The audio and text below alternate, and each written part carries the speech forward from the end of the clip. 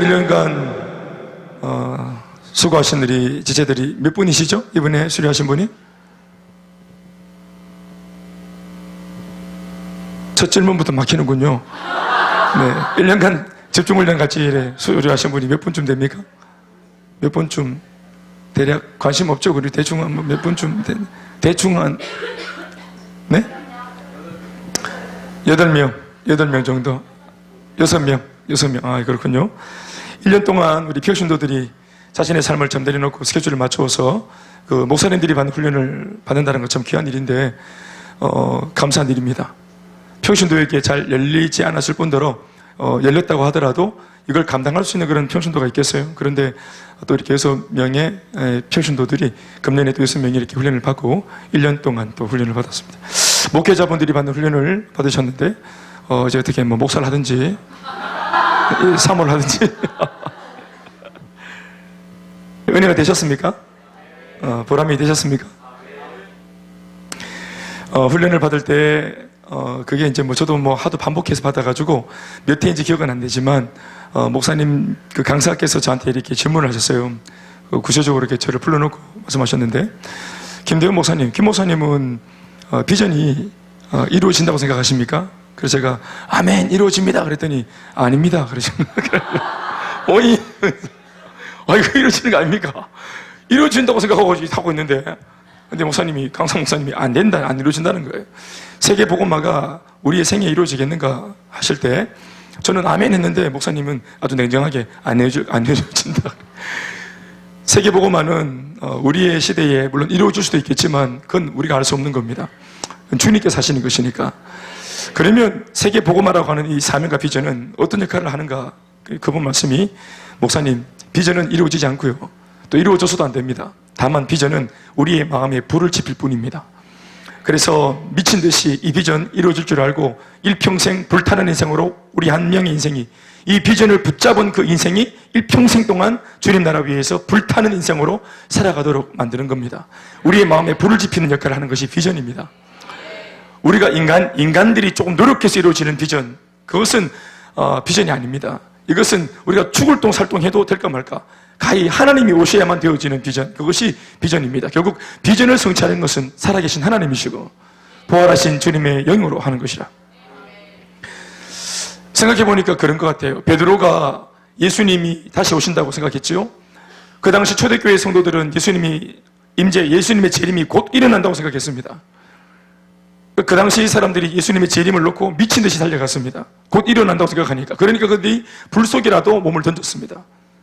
그리고 참수되는 자리에도 미친 듯이 달려갔고 겁을 내지 않았습니다. 그러니까 공회가 아무리 이 사람들을 고소하고 또 무력으로 짓밟고 또 핍박을 가해도 한 사람을 목을 베어 죽이면 그 일로 인해서 100사람이 예수를 믿고, 100사람의 목을 베면 또 1000사람이 예수를 믿고, 아멘 아멘. 밟으면 밟을수록 기독교가 더욱더 꿈틀거리면서 생명력이 일어나고 회복되어지고 살아나고 확산되어지는 역사가 있었습니다. 그러니까 이렇게 초창기 많은 하나님의 사람들이 생명 걸고 달려가는 그런 일들이 왜 있었는가? 곧 주님이 오신다니까 그렇게 했던 것입니다. 그래서 요한계시록 마지막 장절에도 그들이 마지막 어떻게 인사하고 있습니까? 마라나타, 주 예수여 어서 오시옵소서. 그러면서 자신들이 생명을 드리고 달려갔다 이 말이에요. 곧 주님 오실 건데 이 땅에서 구차하게 세상의 개로 그렇게 구차하게 꼬리 흔들며 사느니 나는 하나님의 아들답게 딸답게 장렬하게 살겠다, 이러고 목숨을 던졌다 이 말입니다. 그 바람에 얼마나 놀라운 일이 일어났는지 몰라요. 가장 위대한 역사는 그렇게 사는 바람에 그 무명의 그리스도인들 한 사람 한 사람이 한 번밖에 없는 자신의 인생을 정말 불꽃같이 살게 되었다는 것입니다. 아멘 아멘. 이전에 여러분 이런 비전을 모르고 사명 모를 때 베드로와 비전과 사명을 발견하고 성령 받아 살려갔던 사명이 충만했던 베드로의 모습을 우리가 여러분 얼마나 크게 비교할 수 있습니까? 얼마나 그 비교할 때 그 간격이 큽니까? 이전에 시몬의 이름으로 살던 베드로의 모습과 게바, 페트라, 반석이라는 이름으로 살았던 베드로의 삶이 이름만 달라진 것이 아니라 삶 자체가 얼마나 많이 달라졌습니까? 아멘 아멘. 여러분 다 알겠지만 시몬이라는 이름은 그게 아주 의미가 없는 이름입니다. 어감이 얼마나 참 사실은 감성적인지 모르겠지만 시몬, 사이몬, 이 이름이 사실은 유대 나라에 있었을 때는 이 이름 자체가, 우리나라가 옛날 그냥 아이들 그냥 막 하도 많이 낳고 기를 때 애들 이름을 다 지을 수 없어가지고 막 불렀던 거 있죠. 개똥아, 사모라, 말자야, 영자야 이런 거 있잖아요. 영자 말자 계시는 거 아닙니까? 영자 말자 막 붙이는 거 있잖아요. 개똥아 뭐 이런 거, 말수라 이런 거 있잖아요. 그런 것과 똑같은 것입니다. 그러니까 이름에 의미가 없어요. 본래 우리가 다 아는 바대로 유대인들은 이름을 지을 때 이름에 의미를 부여합니다. 신앙적인 의미를 부여하고 짓습니다. 사개오 이름이 뭡니까? 순결, 정의. 그렇죠?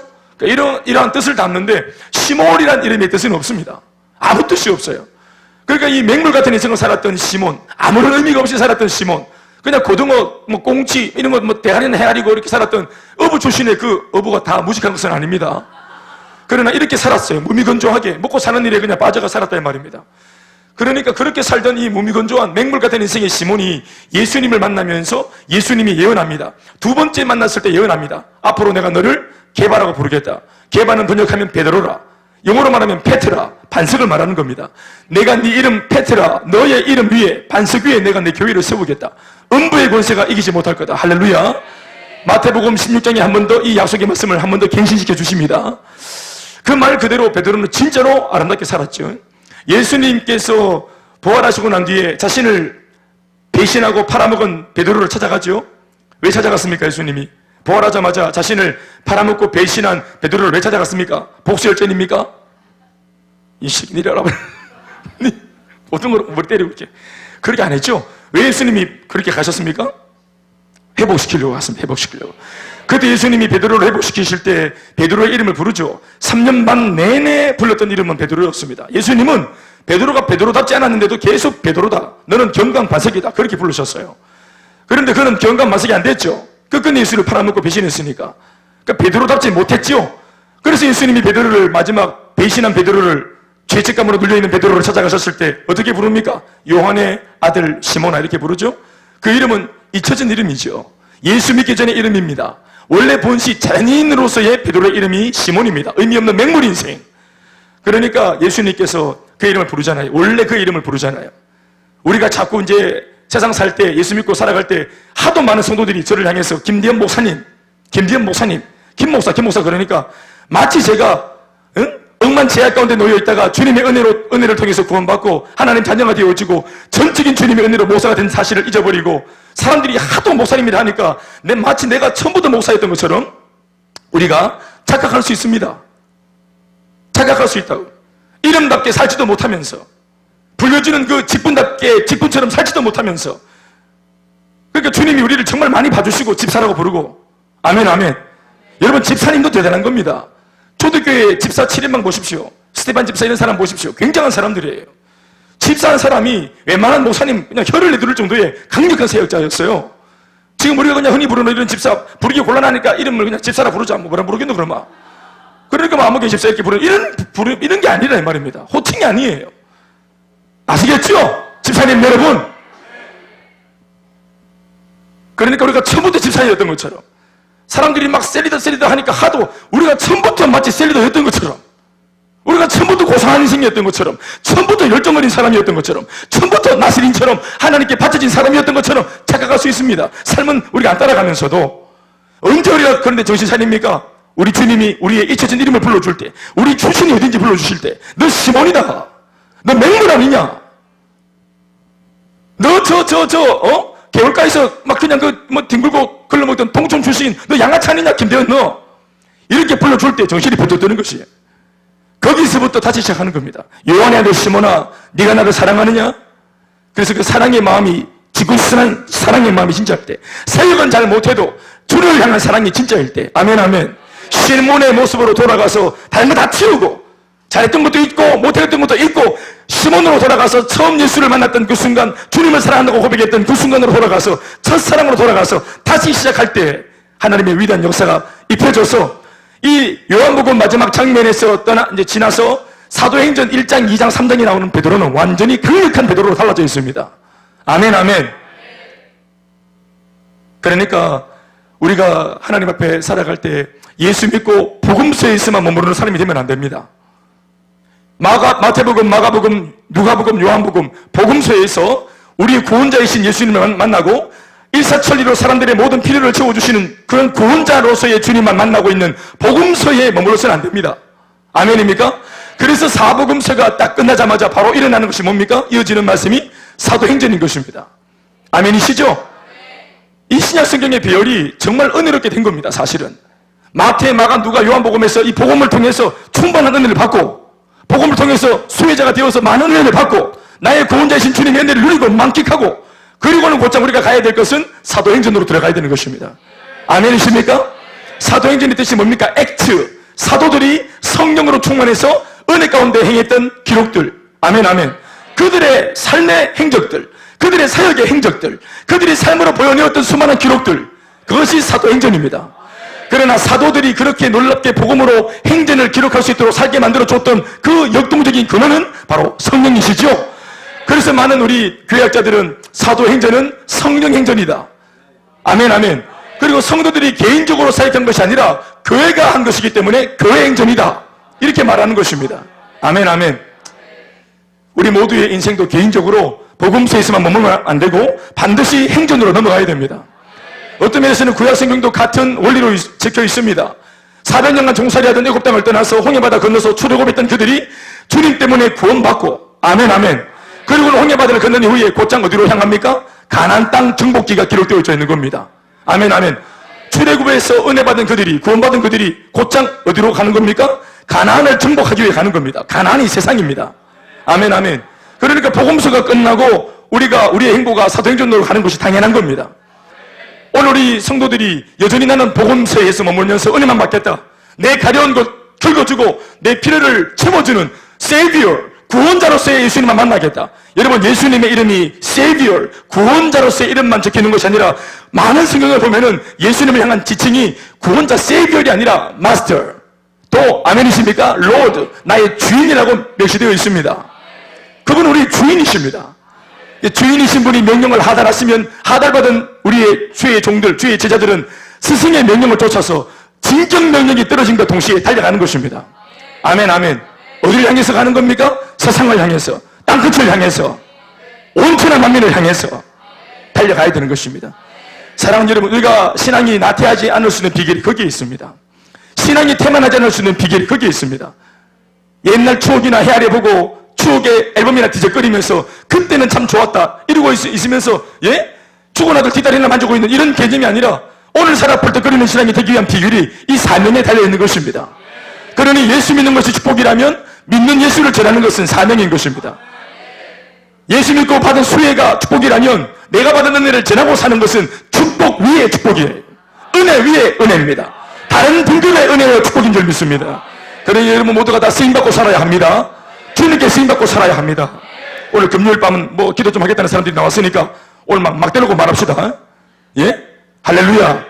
기도하고 은혜와 능력 받아서 내 개인의 문제를 채우는 것으로 멈추지 말고 넉넉히 은혜 받아서 내 개인의 문제를 뛰어넘어서 또 다른 사람의 문제까지 건사할 수 있는 강력한 은혜를 받아야 합니다. 세상을 뒤집어 엎을 수 있는 사람은 예수 믿고 나 혼자 구원받고 축복받은 사람이 아니라 이 축복을 전하겠다고 기도하여 성령받은 능력의 사람들이 세상을 바꾸는 것입니다.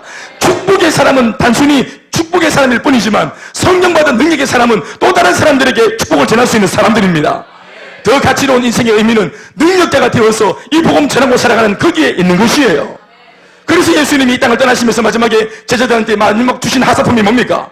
베드로한테 근사한 배를 한 척 줬습니까? 수가 있다, 갈릴리 바다 가서 다시 근사하게 배 타고 다니면서 고기나 잡아라, 그러면서 굉장한 배를 줬습니까? 뭐 요트 이런 거 줬습니까? 아닙니다. 사명을 줬습니다. 사명. 새가 빠지게 3년 반이나 주님 따라다니면서 새가 빠지게 수고한 그들에게 또다시 수고할 수 있는 기회를 줬습니다. 수고할 수 있는 기회가 이게 기회입니까? 사람 잡는 거죠.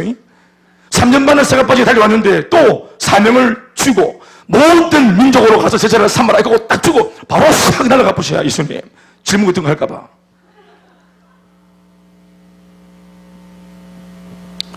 이 세상을 살아가는 우리 인간들에게 있어서 가장 위대한 축복은 예수 믿고 구원받는 것입니다. 그러나 가장 큰 축복 위의 영광은 나를 구원하신 예수님 그 하나님 앞에서 쓰임받고 사는 것인 줄 믿습니다. 이전에는 완전히 죽었던 내 영혼이 예수님을 믿고 다시 살아나서 생명 얻은 존재가 되었다는 것은 축복이다 못해 기적이 분명합니다. 나 같은 사람이 예수 믿고 있다는 것 자체가 기적입니다. 여러분, 옆에 사람 인사합시다. 니 같은, 죄송합니다. 이렇게 하면 되죠. 당신 같은 분도 예수를 믿다니 기적입니다. 우리가 얼마나 얍삽하고 못되고 조잔하고 얼마나 이기적이고 손해보기 싫어하고 우리 그런 사람인데, 우리 같은 사람이 안 보이는 예수를 믿고, 안 들리는 예수님의 말씀을 믿고, 이 밤 잘 수도 있고 쉴 수도 있는 이 금요일 밤에, 불타는 밤에 나와가 예배를 드리게 또 앉아있는 이 피곤을 무릎 속 나와있다는 자체가 이게 기적이 아니겠습니까? 아멘, 아멘. 미쳤거나 기적이거나 둘 중에 하나님. 아무리 생각을 해봐도 생명 없던 내가 예수님을 믿고 영원한 생명을 얻게 된 이 기적보다 더 큰 기적은 아무리 생각해봐도 다른 것은 기억나지 않아. 생각이 안 납니다. 그런데도 예수 믿고 구원받는 것보다 더 귀한 게 있다고 성경은 연거푸 또 다른 말씀을 하시기를 이것보다 더한 축복과 기적이 있다고 분명하게 말씀하고 계십니다. 한두 구절이 아니라 성경 전체에 내가 예수 믿고 구원받은 것보다 더 위대하고 강력한 삶이 있다고, 하나님의 관심이 또 다른 곳에 있다고 말씀하시는 영역들이 얼마나 많은지 몰라요. 만약에 구원받는 것 말고 또 다른 기쁨이 있다는 것을 이걸 부인하려고 그러면 성경책 한 3분의 1은 찢어야 됩니다. 목사님 또 사명하려고 말씀하시려고 그러죠. 네! 축복 말고 사명을 부인하고 싶다면 성경책 3분, 한 90%는 찢어야 됩니다. 복음서 말고는 찢어버려야 돼. 복음서도 뭐 마태복음 28장에는 찢어버려야 돼.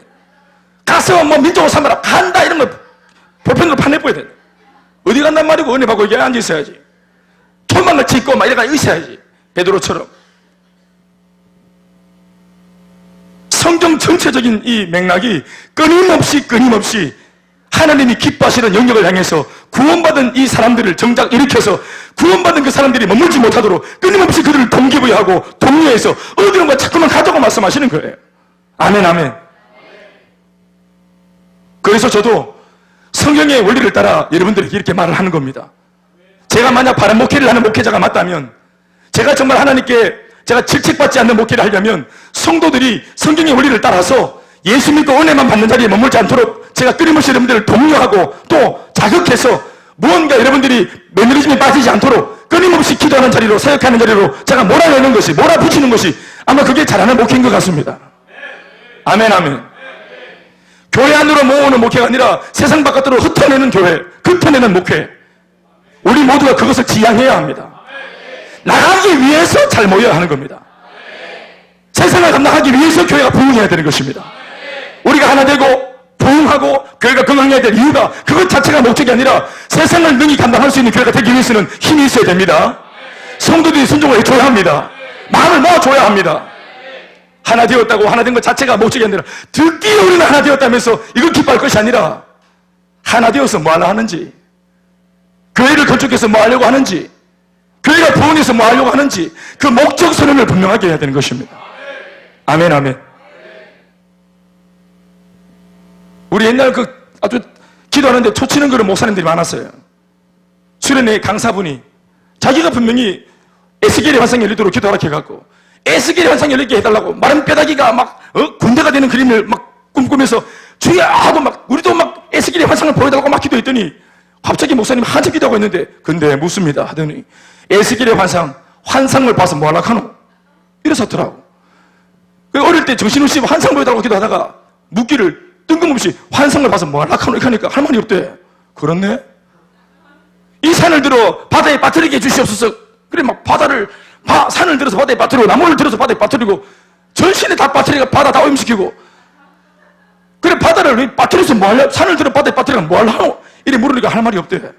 성령 주시옵소서 묻기를 성령 받아 뭐 하려 하노? 목적 선언이 불분명하니까 기도가 힘이 없는 것이고 응답이 더딘 것입니다. 증인되기 위해서 성령이 충만해야 되고 증인되기 위해서 권능을 받아야 되는, 오직 성령이 너에게 임하시면 너희가 권능을 받고 예루살렘과 온 유대와 사마리아와 땅까지 이르러서 뭐가 되리라? 내 증인이 되리라. 아멘이십니까?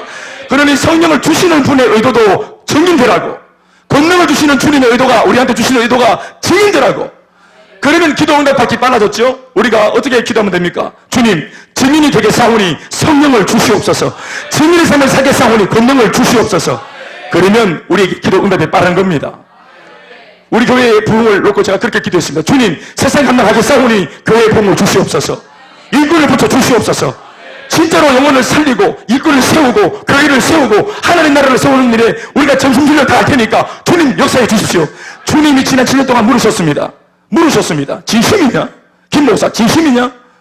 너 또 은혜 받고 또 뭐 좋아지면 해가다 하는 거 아이가? 나중에 배들되는 거 아이가? 진심이냐? 진심이냐? 예수님의 음성은 끊임없이 상황을 통해서 묻습니다. 진짜로 음성이 들리는 게 아니고 진심이냐 이게 아니고 나도 진심입니다. 대화를 말로 하는 게 아니라 주님의 모든 질문들은 상황을 통해서 오시는 겁니다. 진심이냐 어떻게 묻습니까? 이렇게 달려가는데도 주님께서 부은이 더디게 만들고 행복몸을 열심히 하는 것에 비해서 열매가 더디게 만들고 나름대로 해보려고 하는 순수한 마음이 있음에도 불구하고 뭔가 주님이 지지해 주지 않는 것처럼 느껴지고 조금 모아놓으면 흩어지고 일꾼이고 싶어서 세워놓으면 자빠지고 이런 일들이 비일비재할 때 이것이 실패처럼 느껴지는 절망이 일어날지라도 주님께서 상황으로 물으십니다. 그럼에도 진짜냐? 김 목사, 네가 원대로 원하는 것이 이루어지지 않아도 손에 잡히지 않아도 너 갈 수 있나? 갈 수 있냐? 사명의 길 갈 수 있나? 비전을 이루겠느냐? 진심이냐? 그럴 때 우리들도 상황으로 대답을 해야 됩니다. 그럼에도 복음을 전하고 그럼에도 행복 모임을 열고 그럼에도 배신당하고 등들이 탈 꼽히도 믿음 도기에 발단 지키도 그래도 제자훈련하고 아멘 아멘 그래도 훈련을 선언하고 끊임없이 상황으로 물어오시는 주님 앞에 우리들도 상황으로 대답을 해야 되는 것이에요. 삶으로 대답을 해야 되는 것입니다. 믿습니까? 그게 진심이라고 여겨질 때 그것이 주님께 그것이 확정되어질 때 은혜를 받는 것은 한순간입니다. 영적인 물고가 터뜨려지는 것은 한순간입니다. 사람의 변화는 한순간입니다. 부흥은 한순간이에요. 영적 기류를 탈 때 주님께서 모이는 자들의 수를 또 왕성하게 하시고 흥왕하게 하시는 것입니다. 그게 사도행전의 기록입니다.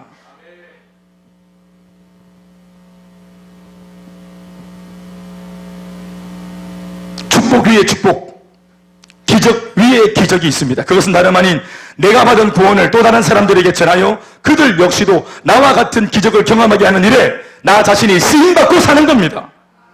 몸도 마음도 물질도 인생도 젊음도 열정도 우리 부부도 우리 가정도 우리 다음 세대도 아무도 아무 일 없군요. 그래서 신약 성경은 아까도 말했지만 4개의 복음서에 이어서 하나의 사도행전에 이 모든 에너지가 집약되어 있는 것입니다. 은혜를 왜 받았노? 사도행전에서 행전을 기록하기 위해서 은혜를 받은 것입니다. 왜 복음서에서 주님과 함께 계속 함께 거했습니까? 왜 주님과 동고동락을 했습니까? 사도행전에 주님이 이끌고 다니셨습니까? 사도행전에서 주님이 이끌고 다니셨습니까? 끌고 다니셨습니까? 제자들을? 아니죠. 파송받았잖아요. 아멘 아멘. 왜 주님 곁에 머물렀습니까? 복음서에서 파송받기 위해서 머물렀던 것입니다. 성경의 원리가 이와 같다면 우리가 마지못해 가기 싫어서 막 비를밖에 막 소득장을 내면서 가기 싫어가지고 복음서에서 있겠다고 막 고집부리고 그래서 요한복음 다 치를 때 막 머리 낑기고 문에 막 낑기가 있고 몸은 사도행전도 빠졌는데 머리는 막 요한복음에 낑기가 있고 이러지 말고 어차피 성경의 원리가 이와 같다면 우리가 과감하게 나를 보내달라고 이사야처럼 나를 보내주시옵소서 이렇게 말을 해야 되는 것이에요. 우리 주님께서 이사야 6장 8절 말씀에 우리를 위해서 누가 우리를 위해서 갈고 누가 우리를 위해서 가식을 전할고 그 앞에 이사야밖에 없는데 이사야랑 대화하다가 우리를 위해서 누가 갈고 아버지 하나님 예수님 성령님이 서로 대화하십니다. 우리를 위해서 누가 가야 되겠노? 이 앞에 이사야밖에 없는데 그래 이사야가 이거는 매매도 못하고 숨지도 못하고 내 아이가 내 들어오는 소리 아이가 그래 나를 보내셔서 내가 간 겁니다. 오늘도 여기 딱 갖다 놓고 이 안에서 이 지하실에 갖다 놓고 제가 말하고 있습니다. 누가 가야 되겠어요? 누가 가야 되겠노? 우리는 네가 가라 하야만 안 돼. 내가 가리라. 아멘 아멘. 좋은 데는 내가 가야지. 아멘 아멘. 마치 하와이에 선발대 뽑혀가듯이 진짜로 막 괌으로 내가 교회에서 보내줘서 내가 가듯이 그렇게 선교지를 가고 사역지로 가고 설면적으로 가야 되는 거예요. 그 저기 카토콤 맞습니까? 어둠의 세계 속에 있는 그분들 잠옷을 듣고 있어요. 아멘 아멘. 힘을 다해서 들으세요. 그쪽에. 네. 그래서 구약 성경도 같은 맥락으로 아까도 말했지만 출애굽기 사건을 이어서 가나안 정복기가 펼쳐지고 있는 까닭이 바로 그것입니다. 그러니까 이것은 원리입니다. 예수 믿고 내가 구원받은 사건을 넘어 내가 전한 예수를 통해 또 다른 영혼이 살아나고 회복되어 심지어 그 영혼조차도 또 다른 일꾼으로 세워지는 것을 보는 것은 내가 받은 축복보다 분명 더욱 강력한 축복이라고 말할 수 있습니다. 믿습니까? 오늘 우리 박전도사 간증을 했는데 본인이 은혜 받고 그냥 머무른 얘기가 아니라 본인이 쓰임받는 얘기까지 나가니까 이 간증이 은혜가 되는 것입니다. 예수 믿고 받은 은혜, 내가 그냥 받은 거를 간증할 때 그런 것으로는 사람을 감화시킬 수 없는 거예요. 지금은 내가 주는 인생, 생산자가 되어서 공급자가 되어서 다른 사람들의 필요를 채워주는 인생. 아멘 아멘. 그게 귀한 겁니다. 제가 둔하게 우리 간증을 드리면서 참 놀랐던 게 뭐냐면은 보통 제가 이전에 들어왔던 간증은 내가 하나님께 받은 은혜, 하나님이 기적같이 어떤 교통사고에서 나를 지켜주셨다 이런 거를 한 몇십 분 동안 얘기하는 겁니다. 그런데 우리 둔하게 간증을 다 들어보시면 알겠지만 90%는 전부 다 본인이 지금 현재 쓰임받고 있는 이야기입니다. 나 때문에 행복해진 사람들의 이야기. 내가 받은 게 아니라 나 때문에, 복음 전하는 나 때문에, 섬긴 나 때문에, 사랑을 주고 위로하고 섬기고 그렇게 나누어준 나 때문에, 섬기고 봉사한 나 때문에 살아난 사람들의 이야기. 그것 때문에 주님께 영광 돌리고 쓰임받고 살았던 이야기가 90%의 자랑이에요. 그런데 웃긴 것은 10% 자기가 받은 것을 자랑하는데 이것도 굉장해. 이것만 해도 굉장해. 이번 주도 우리 집중훈련 때 풍성교회 교인한테 우리 같이 간증을 들으셨죠? 내 기억에 둘째 날 저녁에 했던 우리 여의사 선생님의 간증이었잖아요. 소아마비 출신의 의사 선생님. 그러니까 간증하러 들어오는데 벌써부터 그놈이 약간 조금 이렇게 뭔가 이상하더라고요. 딱 서서 고백을 하시는데 본인이 소아마비 출신의 의사인데 이게 어릴 때부터 소아마비 알겠지만 여러분이 다 그런 건 아니겠지만 제가 다니는 그 목욕탕에도 남성 한 분이 이게 이제 그런 좀 장애가 있으신데 왼쪽 이 마비가 장애가 있는 다리 쪽에 엉덩이 살이 없습니다. 엉덩이가 골반 쪽으로 쑥 들어가 계시더라고요. 그게 이제 태화된 것 같아요. 쓰지 않으니까 살이 없어요. 그런데 이분이 그 풍교에 와가지고 한 6개월을 기도하고 약육받고 훈련받고 이렇게 하는 중에 본인이 알지 못하는 가운데 어느 날 부지불식간 알게 된 게 있었다 하죠? 뭘 알았답니까? 자기의 그 한쪽 함몰된 엉덩이 살이 차올랐다는 걸 알게 된 겁니다. 이게 차올란 거예요. 그러니까 본인은 과학을 공부하고 전공한 이 의사로서 이걸 자기 몸에 일어난 이 사실을 이거를 인정하는데 2달이 걸렸다는 거예요. 2달이.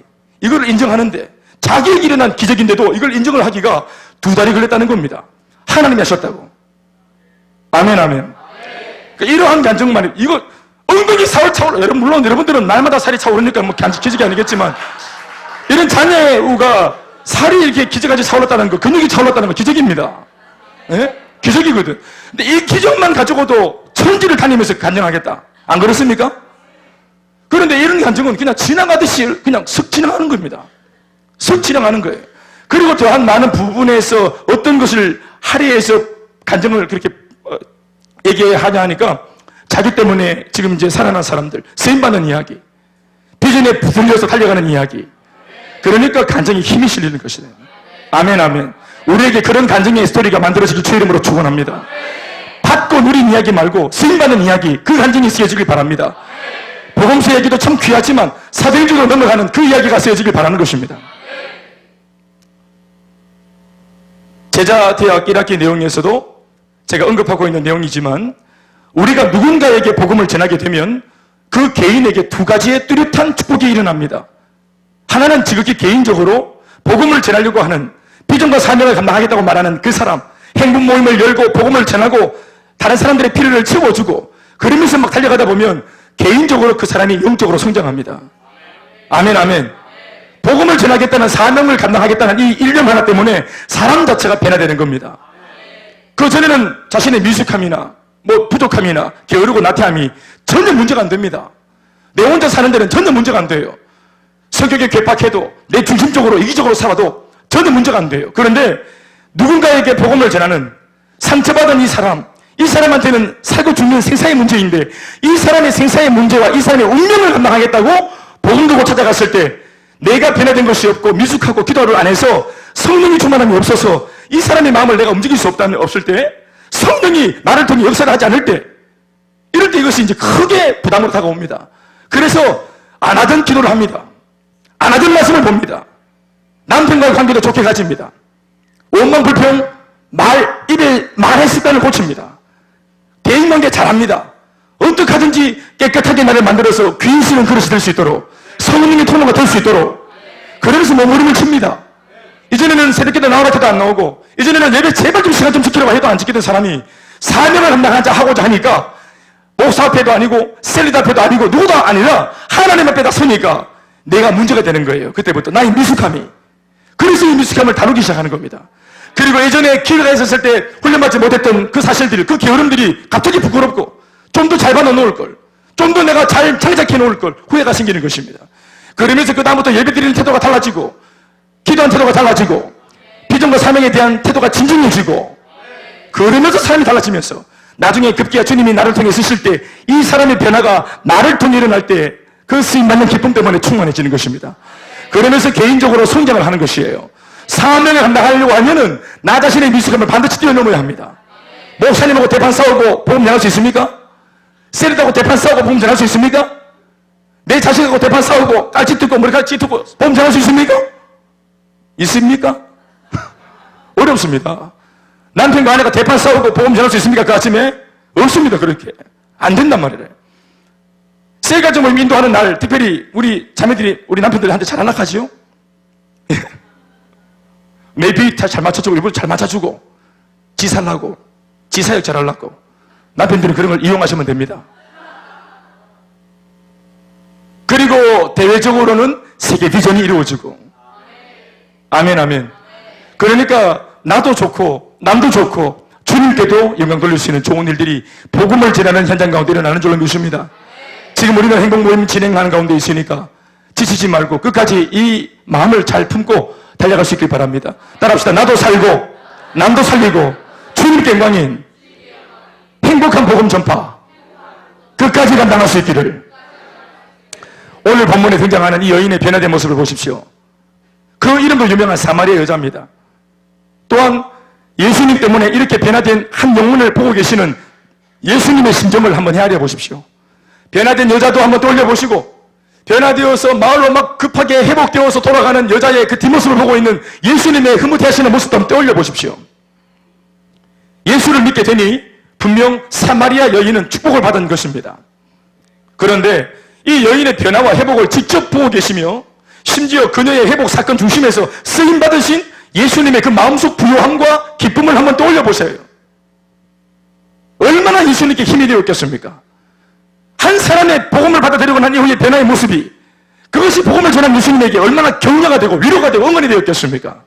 여러분, 예수님도 인간의 모습으로 계실 때 분명히 누군가의 응원과 격려가 필요한 분이십니다. 그러니까 나랑 같이 겟세마네 기도할 때 제자들을 데리고 가셔서 제발 좀 기도 좀 해달라고, 같이 좀 기도 좀 하자고 그렇게 요청했지만 베드로, 요한, 야고보는 계속 잡을고 침 흘렸죠. 위로와 격려가 필요한 겁니다. 모든 사역자가. 그러나 사역자에게 있어서 진정한 위로와 격려는 다른 것이 아니라 내가 전한 복음을 통해서 사람이 회복되어질 때, 열매가 일어날 때, 내가 전한 복음을 통해 그 사람이 이제는 살겠다라고 하면서 과거의 슬픔을 떨치고 회복되어지고 일어날 때, 그 모습 볼 때 그게 기쁘고 감격이고 응원이고 격려가 되는 것이에요. 아멘이십니까? 저도 그렇습니다. 여러분도 그렇습니까?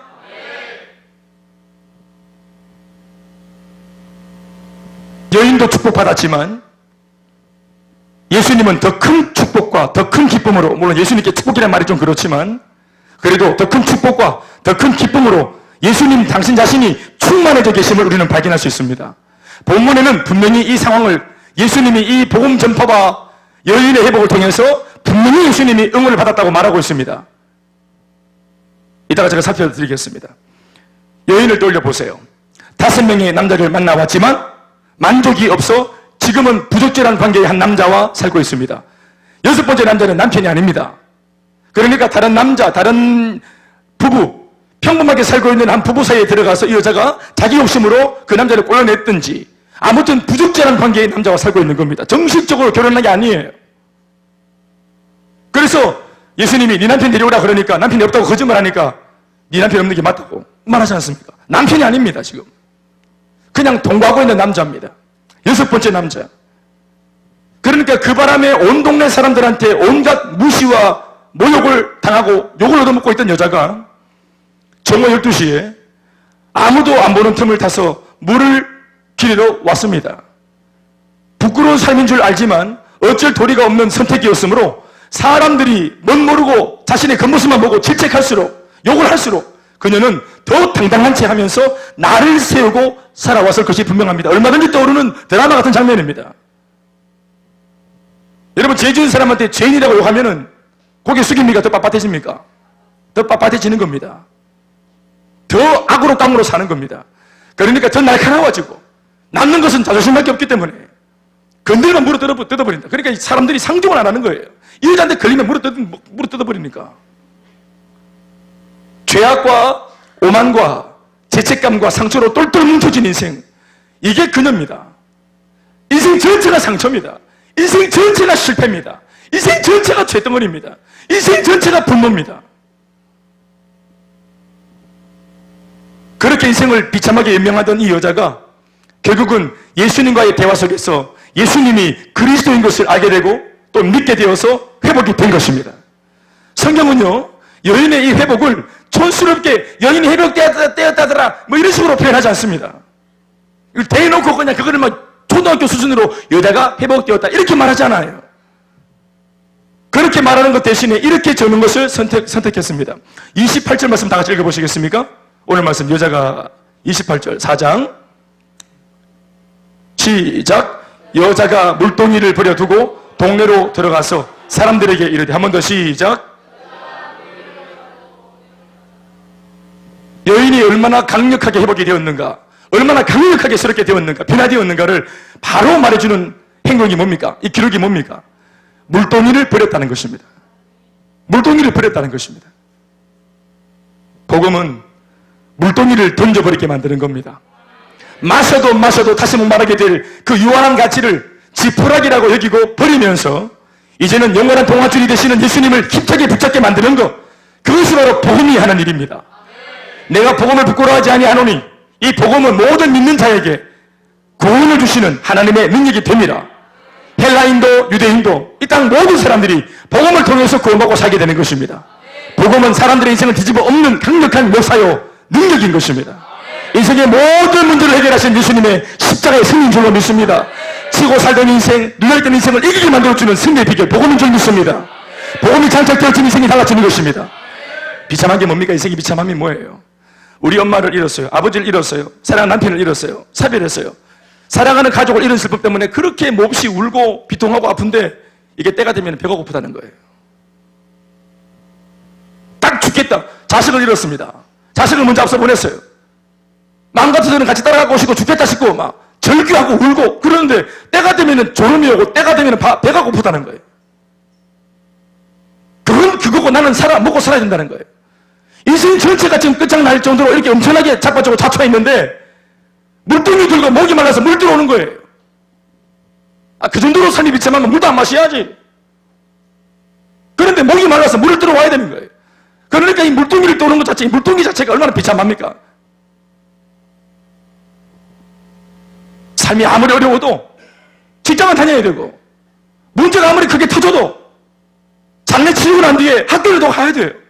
내가 해야 될 일을 또 해야 돼요. 슬픔과 상처와 아픔이 있는 채로 이 세상 남은 살이를 살아내야 돼요. 이게 인생의 비참함입니다. 세상 누구도 나를 위해서 물을 떠주지 않습니다.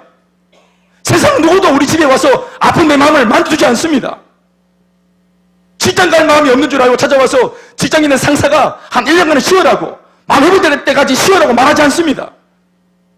슬프지만 안 가면 도태됩니다. 마음이 괴롭지만 학교나 직장 안 가면 완전히 낙오됩니다. 먹고는 살아야 되는 거예요. 인생은 이렇게 저주받아 살고 있는데 물을 들어왔다. 그 물이 넘어갑니까? 그런데 넘어가요. 또 넘어가야 돼요. 이게 비참한 거예요. 그러니까 예수님을 만나고 자신의 육적으로 필요한 것들을 이거를 내어 버리고 마을로 뛰어간 여자의 뒷모습을 볼 때 이게 얼마나 강력한 변화인가 하는 거예요. 아멘, 아멘. 물동이를 버릴 수 있습니까? 못 버립니다, 물동이. 직장 못 버려요. 이때까지 내가 잡고 있던 이 물동이 못 버립니다. 그러나 복음이 그걸 가능하게 하는 것입니다. 버리는 것 자체가 주안점이 아니라 더 가치로운 것을 붙들면 이전에 잡고 있던 것을 놓을 수 있습니다. 아멘이십니까? 이걸 놓으려면은 놓을 수 있는 근거가 있어야 돼요. 세상에 있는 모든 세속적인 것들을 놓으려면은 내 자신의 몸의 이 방향을 돌리려면은 몸을 돌릴 수 있는, 인생의 방향을 돌릴 수 있는 근거가 있어야 되는 것입니다. 예수를 믿기로 결정하려면 우리가 계속 복음을 전하지 않습니까? 행복 모임으로 메시지를 전하지 않습니까? 마음의 문을 열고 예수를 영접하려면 근거가 마련되어야 하는 거예요. 예수를 영접할 마음을 갖도록 만들어줘야 되는 것이죠. 아멘이시죠? 그게 근거입니다. 그게 제대로 딱 마음을 강타하면 예수를 영접하는 겁니다. 지푸라기라고 인정하는 겁니다. 사실은 이거 지푸라기예요.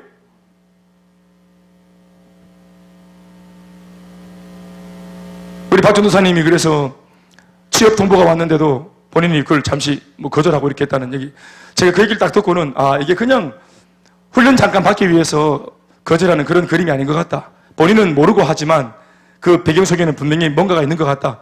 여러분, 목사라고 제가 뭘 다 보겠습니까? 저는 영적인 눈이 그렇게 밝은 사람이 아닙니다. 육적인 눈도 지금 시들어가고 있어요.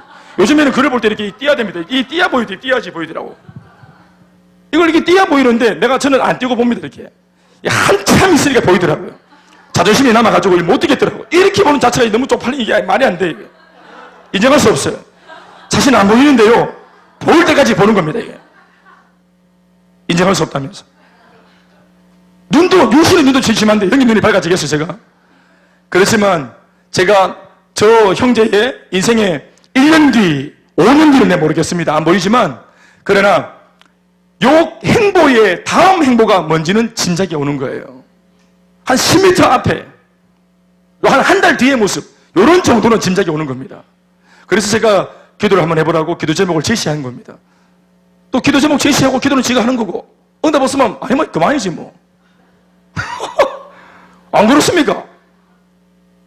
물어보는 거 안 되겠어? 물어보는 것도 못합니까? 주님, 나 목사를 부르셨습니까? 물어도 못합니까? 묻지도 못합니까? 왜 못 묻습니까? 부를까봐? 주님 아무나 급해도 아무나 안 불러요. 도구나 카오나 다 부르는 줄 아십니까? 사랑하는 여러분, 오늘 저는 예수님의 이 부요함을 말씀드리고 싶어요. 예수님께서 오늘 사실은 여자와 함께 대화를 하실 때 여러분 다 알겠지만 그 전에 예수님이 너무 줄이셨잖아요. 너무 지속적으로 반복되는 사역 속에 지치셨잖아요. 그래서 줄이고 지쳐서 우물가에 털포닥 앉아 있었는데 12제자가 모두가 다 예수를 위한다고 전부 다 말에 들어가서 먹을 걸 구해서 오잖아요. 도시락 싸서 오잖아요.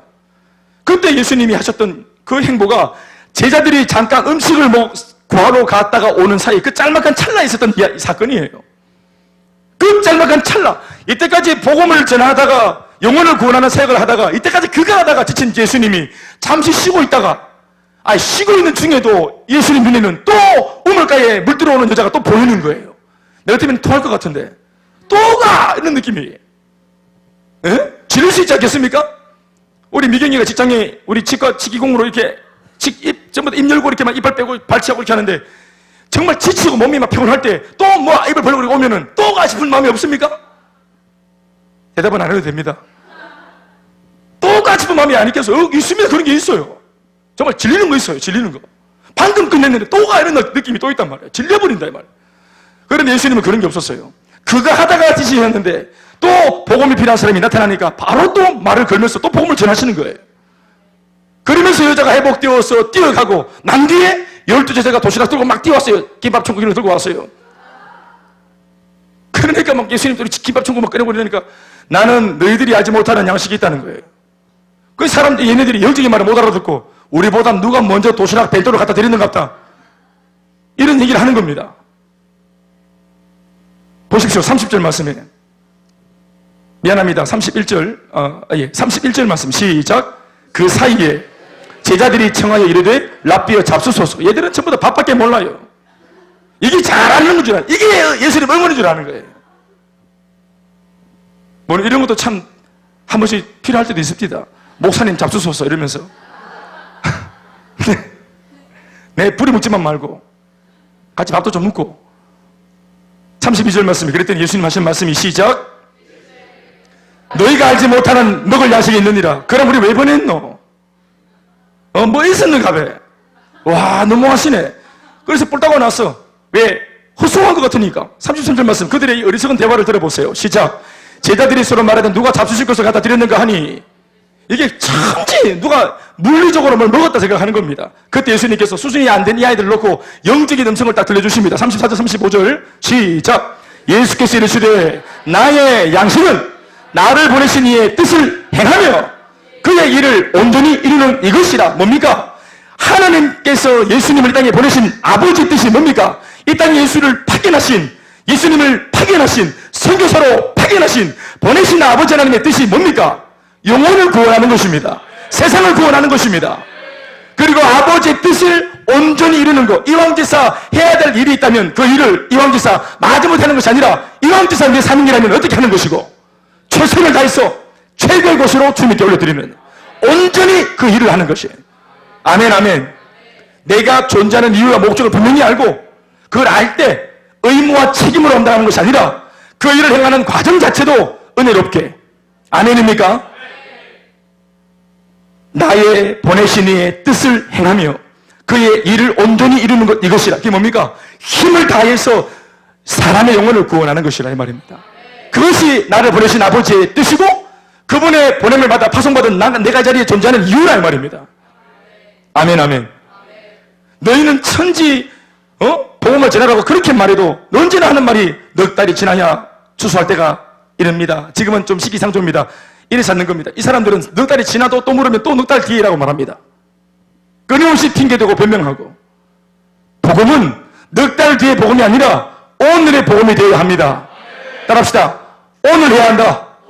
내일 늦으리. 다시 오늘 해야 된다. 내일 늦으리. 아멘 아멘. 오늘 못하면 내일 못하는 겁니다. 오늘 못하면 넉 달 뒤에도 못하는 겁니다. 오늘 변명하면 넉 달 뒤에도 변명합니다. 마지못해 의무와 책임으로 어떻게 어쩔 수 없어 하는 것이 아니라 이것이 정말로 나의 사명이라면 앞당겨야죠. 오늘 하게 해달라고 기도해야죠. 아멘 아멘. 그게 정말로 좋은 거고 기쁜 거면 유익한 줄 알면 왜 기다립니까? 하나님이 기다리라 그래도 안 달라야 되고 설레야 되지. 오늘 해야 됩니다. 오늘. 믿습니까? 오늘을 해야 내일 열립니다. 부모사 때 해야, 전도사 때 해야, 담임목사 때 열리는 것입니다. 우리 여기 똥굴레 때 해야, 똥굴레 미안합니다.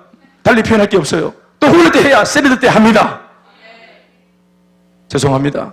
뭐 달리 표현을 어떻게 하겠어요, 그러면? 에? 셀가독 때 해야, 셀가독 때 해야, 인턴 때 하고, 인턴 때 해야, 셀리더 때 할 수 있는 것이다. 아멘이시죠? 장로가 되면 그때부터 나옵니까? 실력이? 이미 과정에서 다 검증받는 겁니다. 이미 일반 평신도일 때 이 사람이 일꾼감인지 안 일꾼감인지 평신도일 때 이미 다 검증이 되는 겁니다. 누가 착한 애인지 나쁜 애인지 오늘 밤에 왔다 가신 주님이 아시겠습니까? 누가 감투 쓰고 애 못하겠습니까? 감투 쓰면 누가 폼 못 잡겠습니까? 그러나 이름 없이 빛도 없이 내가 아무것도 아닌 것처럼 느껴질 때도 사각지대를 섬기는 일꾼. 아멘 아멘. 누가 뭐 복을 받든 안 받든 누가 확인을 하든 안 하든 보든 안 보든 내 사명이니까. 아멘 아멘. 2000년만 세계 비전, 교회 비전, 담임목사 비전 성도들이 돕는 겁니까? 내 비전입니까? 영혼을 구원하는 거 하나님의 일입니까? 우리 도와주는 겁니까? 주님을? 내 일입니까? 나의 일입니다. 나의 일. 아멘 아멘. 말씀 뵙겠습니다. 오늘 저는 뭐 말씀을 좀 주의하기보다 우리가 지금 복음을 전하는 행복 모임 기간이 있기 때문에 오늘 저는 이 말씀 속에 있는 주님의 심정을 좀 헤아렸으면 좋겠다 하는 마음을 갖고 섰습니다. 주님의 양식, 주님의 배부름, 주님의 그 만족함이 어디에 기인하고 있습니까?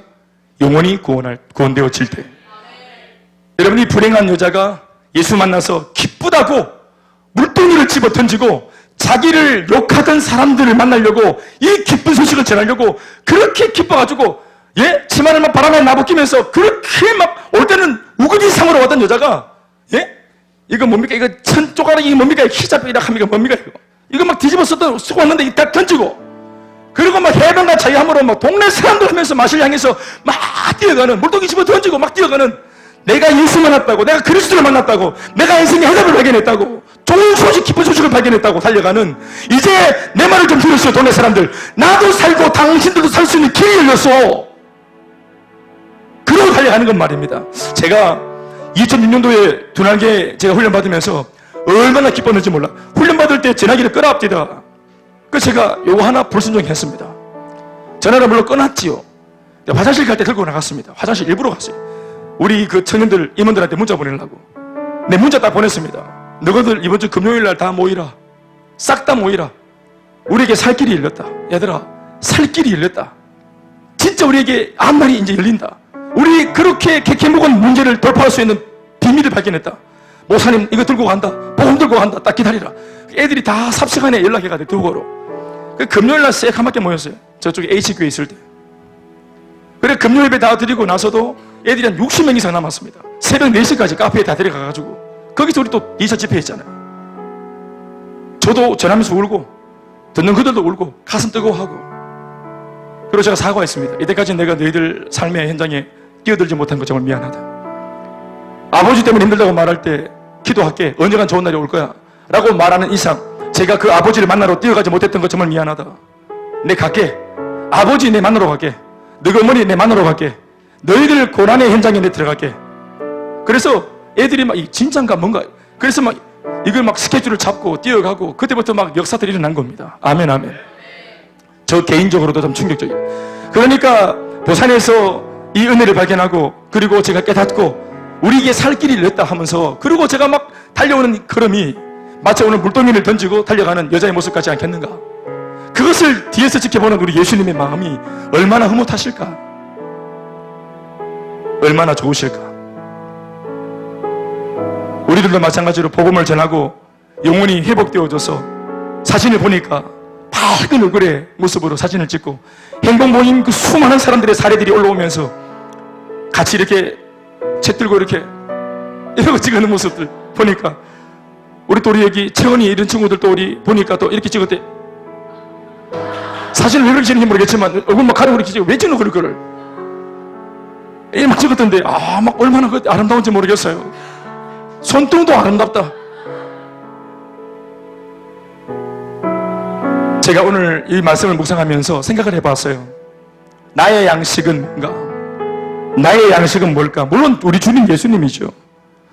그러나 그럼에도 불구하고 이 땅을 살아가는 이 남아있는 세월 동안 이 사명 감당하면서 사람인지라 위로와 격려가 필요한데 그러면 나에게 힘을 주는 자양분, 나에게 힘이 되어주는 내 사역의 근거가 되어주는 또 다른 양식은 뭘까? 예수님마저도 사람의 회복, 내가 복음을 전한 이 사역을 통해서 살아난 사람을 보는 것이 그게 그렇게 양식이라 말했던 것처럼 힘이 난 것처럼 오늘 우리에게 양식은 뭐여야 할까? 복음을 전하는 자들은 복음으로 말미암아 살겠다 했습니다. 우리 교회에 세워진 23명의 셀리더가 저한테는 양식입니다. 셀은 21개지만 셀리더는 23명입니다. 23명의 셀리더, 그들이 저한테 양식입니다. 16명의 국장들, 그들이 저한테 양식입니다. 특별히 9명의 목회자 후보생이 우리 교회에서 지금 나왔습니다. 2명은 지금 현역에 뛰고 있고 나머지 7명은 목회로 부름받아서 또 양육훈련 속에 사역을 하면서 하나님으로부터 부름을 받았습니다. 물론 이제 앞으로 이것을 이제 우리가 검증받아야 되겠습니다만 제가 한 3주 전에 토요일날 조찬 모임으로 얘네들을 모았습니다. 저 백사산 우리 저 사우나 찜질방으로 금요일에 마치고 토요일 아침에 제가 다 싹 모았습니다. 9명을. 여자아이가 2명이고 남자가 7명인데 여자는 여탕이에요. 남자는 남탕이에요. 그래서 우리 야외 어딥니까? 노천탕 가서 거기서 우리 비 막 맞으면서 노천탕을 즐기면서 그리고 아무도 쓰지 않는 그 노천탕에 있는 찜질방에 들어가서 우리끼리 아주 은혜를 나누었습니다. 불타는 밤을 함께 불타는 밤이 아니구나. 불타는 아침을 보내서 너는 어떤 마음으로 이런 은혜를 받았냐 쭉 나눔을 하고 그리고 오늘부터 시작해서 이제 한 몇 차례 우리 친구들의 목회자로 부름받는 것까지 물론 앞으로 또 만들어 가야 되겠지만 여기까지 간증을 한번 써보려고 합니다. 오늘 그 첫 주자로 우리 박인찬 전도사가 간증을 했습니다. 돌아오는 주일날 우리 류현재 군이 간증을 할 겁니다. 우리 새성전에서 할 겁니다. 할렐루야. 그러니까 이 9명의 목회자 후보생들이 참 저한테는 교회가 이제 7년밖에 안 됐지만 이것이 제게는 양식인 것 같습니다. 단기 선교사가 10호까지 나왔고 지금 10번째 파송받기 위해서 형제가 준비하고 있습니다. 이 단기 선교사가 생각해보니까 제 양식인 것 같습니다. 오늘 특별히 제가 언급했지만 집중훈련으로 1년을 함께 헌신한 지체들, 이들이 제게는 양식인 것 같습니다. 자신의 물질로 또 다른 지체들을 아울리치에 보내고자 헌신하는 이들. 나는 비록 못 가지만 내 물질을 통해서 목사님이 지목해서 제가 물질을 댈 테니까 보내십시오 하고 헌신한 이런 분들이 제 마음속에 드러나지 않길 원해서 드러내진 않지만 이분들이 저한테는 양식입니다. 수십 개의 행복 모임 사역자들, 누가 보든지 보지 않든지 자신의 삶의 현장에서 안 가리고 영혼이 있다면 막 달려가서 복음을 전해대는 그 사역자들, 그들이 제게는 양식입니다. 교회 건축을 위해서 힘에 넘치도록 애쓰며 헌금해 주시는 분들이 제게는 큰 양식입니다. 사랑하는 여러분, 제가 생각해 봤습니다. 초창기 때는 예수를 믿기 위해서 또 믿는 예수를 포기하지 않기 위해서 생명 걸고 달려갈 때가 있었습니다. 그러니까 예수를 생명 걸고 믿게 하실 때가 있었습니다. 그러나 그 시간이 지나면서는 예수님을 전하기 위해서 생명을 걸게 하실 때가 오는 것입니다. 내 신앙을 수동적으로 지키는 것도 참 귀하지만 이제는 생명 걸고 이 복음을 전하기 위해 생명 거는 사람, 고난이 오는 것을 견디는 것도 귀하지만 굳이 고난이 있는 자리로 나아가서 굳이 그 고난을 감내하고 고난을 무릅쓰고라도 이 사명 감당하겠다고 불속에라도 뛰어드는 사람, 고난을 찾아 나서는 사람, 넓은 길을 뒤로하고 좁은 길을 선택하는 사람, 이 땅에 유한한 것을 뒤로하고 영원한 것에 생명을 걸고 달려가는 사람, 그러한 사람들이 우리 모두의 양식이 아닌가 생각합니다. 우리는 우리 서로에게 양식이 되어야 합니다. 서로가 서로에게 격려하는 공동체가 되어야 합니다. 내가 너를 보니까 힘이 난다 하고 같은 하늘 아래 복음 향해 달려가는 사람이 나밖에 없다는 것은 서글픕니다. 그러나 모두가 같은 날 같은 마음 같은 뜻으로 이 대구 지역, 경북 지역 어디엔가 이 월화수목 금토 한 주를 같은 교회 식구가 되고 불전을 불고 살아가는 우리 형제와 자매들이 어디에선가 저마다의 모습으로 나와 같이 달려가고 있겠지? 눈이 다 보이진 않지만 할렐루야. 그러다가 치열한 전투를 치르고 주일날 교회에서 우리가 대구로 모였을 때 그게 전후 아닙니까? 아멘. 그러니까 만나면 애틋한 것입니다. 전후로 만나니까 애틋한 것이에요. 삶의 현장은 다 다르지만 모두가 살았던 모습이 비슷하지요. 치열한 전쟁을 치르고 왔습니다. 몸에서 화약 냄새가 나고 어떤 친구들은 전쟁하다 부상을 당하기도 하고 그렇게 왔을지 일주일 동안 힘을 다 쓰고 와야 됩니다. 예배 올 때 월화수목 금토 힘을 다 쓰고 와야 돼. 너들너들해서 와야 돼. 전쟁을 치열하게 치는 사람들은 화약 냄새가 난다고 흙을 뒤집어 쓰고 온다고. 그런데 월화수목 금토 지난 주일날 말짱하게 보냈더만은 이번 주일날 말짱하게 돌아왔어요. 내 일주일 동안 수모가 금방이나 묻고 다른 사람들 치열하게 전쟁 치를 때, 그리고 목사님이 주신 총알 하나도 잘 안 쓰고 다 아껴왔다고. 이게 달란트 비유에서 한 달란트 받은 사람이 하는 말입니다. 주신 무기를 다 써먹고 받은 은혜 써먹고 도저히 사랑이 안 되는 사람들을 사랑하기 위해서 몸부림을 치고 용납이 안 되는 사람을 위해서 용납할 수 있도록 기도하면서 몸부림을 치고 그러면서 받은 은혜 다 써먹고 빈 털터리가 되어서 교회에 와야 예배를 드릴 때 간절해지고 다시 한번 새 은혜를 받게 되고 충만하게 충전해서 돌아가면 되는 것입니다. 그래서 먹고 쓰고 그게 건강한 것이에요. 신앙은 간직하는 것이 아닙니다. 보존하는 것이 아니에요. 받은 은혜는 써먹으십시오. 나에게 빼앗기기 전에 써먹으세요. 내 스스로의 은혜를 갖다 쏟아 부어버리세요. 믿습니까? 오늘 기도할 때 새 은혜를 받아야 합니다. 오늘 예수님처럼 오늘 영의 양식을 받아 누릴 수 있도록 옆에 있는 나의 양식과 같은 형제와 자매들을 함께 손을 잡고 기도해서 함께 이 8분 옷을 넘어가는 지혜로운 우리 모두가 되길 주의 이름으로 축원합니다. 영원히 인천 박사시겠습니다.